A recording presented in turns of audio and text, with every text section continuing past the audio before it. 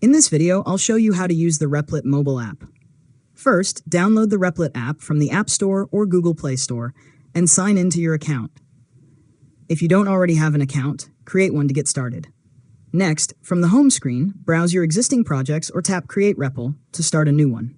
You can choose a programming language or continue working on a project you've already created.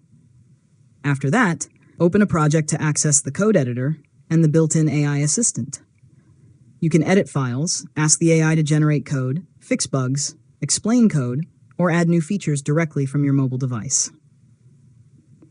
Now save your changes and use the Run button to execute your project when supported. Review the output, make any necessary updates, and continue developing your application wherever you are. Finally, return to the home screen to manage your projects, switch between different REPLs, or continue collaborating with your team. Your work is automatically synced with your Replit account, making it easy to continue on another device later. And that's it. You've successfully learned how to use the Replit mobile app. If you found this tutorial helpful, make sure to subscribe to Learn Mode Lab for more tutorials.